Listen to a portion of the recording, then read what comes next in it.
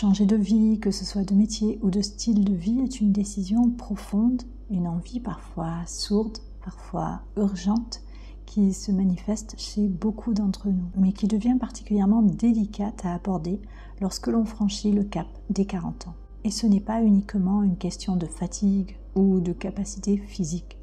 Ce qui rend la transformation plus complexe à cet âge, eh bien, ce sont les couches successives d'engagement, d'attente et de croyances qui se sont installées avec le temps.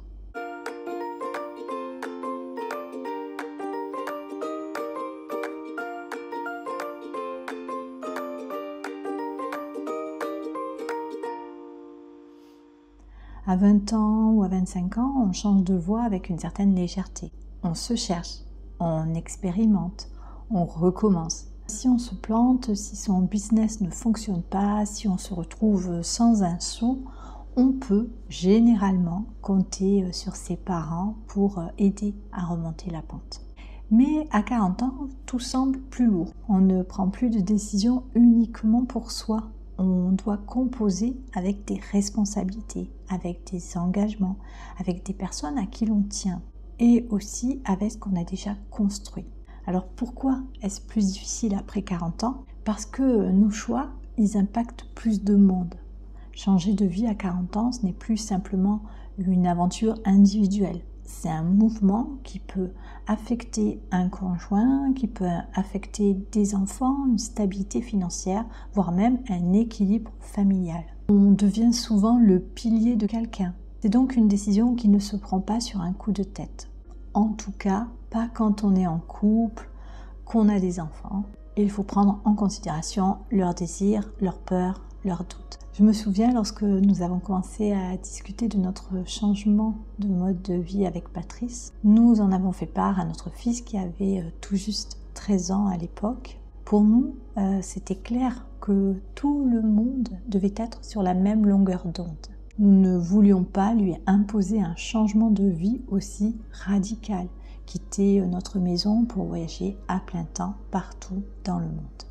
Pour moi, bien communiquer avec son ou sa partenaire, avec ses enfants, quand ils sont en âge de comprendre l'enjeu de ce changement, bien sûr, c'est obligatoire. Qu'il s'agisse de changer de style de vie ou de changer de métier, il faut en discuter. Il faut expliquer ses raisons, chercher des solutions pour que personne ne se sente mis de côté.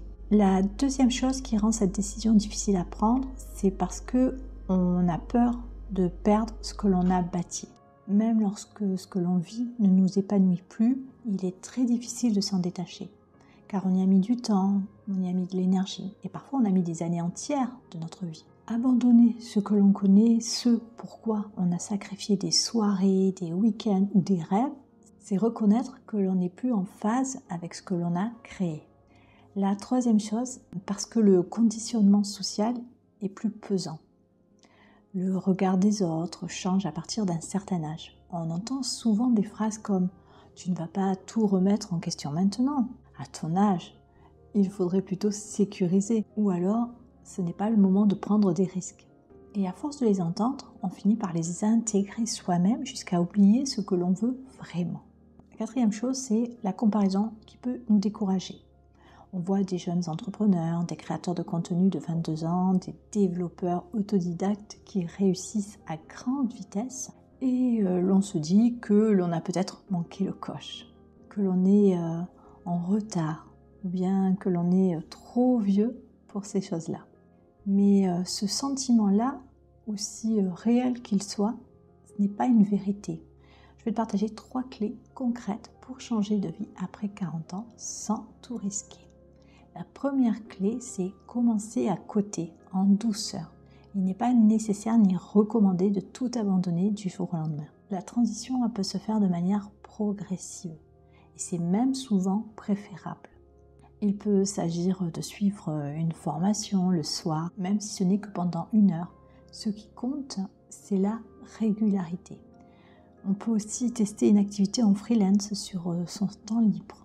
Si tu as déjà une activité indépendante et que ton projet est de devenir nomade digital, Tu peux partir quelques jours dans une autre région en te mettant en réelles conditions de travail à distance. Ça permet de vérifier ta logistique, de vérifier ton organisation, les aspects à améliorer. En fait, le plus important, c'est d'avancer dans ton projet, mais en limitant au maximum les risques. La clé numéro 2, c'est de s'entourer autrement. Le regard que tu portes sur toi-même, il est souvent le reflet de l'environnement dans lequel tu évolues. Si tu es entouré de personnes qui pensent que c'est trop tard, que ce n'est pas raisonnable, tu vas avoir beaucoup plus de mal à entretenir ta motivation. Mais si tu passes du temps en ligne ou bien dans la vraie vie avec des personnes qui, comme toi, ont décidé de se réinventer, tu vas découvrir que ce que tu crois être un risque est parfois simplement un passage nécessaire pour obtenir la vie dont tu rêves. La clé numéro 3, ça va être de préparer stratégiquement ton terrain. Changer de vie, ce n'est pas renoncer à la sécurité, c'est apprendre à construire sa propre sécurité autrement. Cela peut passer par une épargne de précaution, un plan de transition sur 6 mois ou 1 an. En résumé, changer de vie après 40 ans est souvent moins une affaire de compétence qu'une affaire d'état d'esprit. C'est un défi intérieur, celui de ne pas se laisser enfermer dans ce que l'on a été au détriment de ce que l'on aspire à devenir. Tu n'as peut-être plus la spontanéité de tes 20 ans, mais tu as autre chose. Tu as la clarté, tu as l'expérience, tu as la résilience. Et crois-moi, avec ces qualités-là, on construit un avenir solide, aligné et profondément vivant. Tu es à un carrefour et tu as le droit d'explorer une autre route. Et surtout, souviens-toi, il n'est jamais trop tard pour vivre une vie qui te ressemble. Je te laisse et je te retrouve très vite dans une nouvelle vidéo.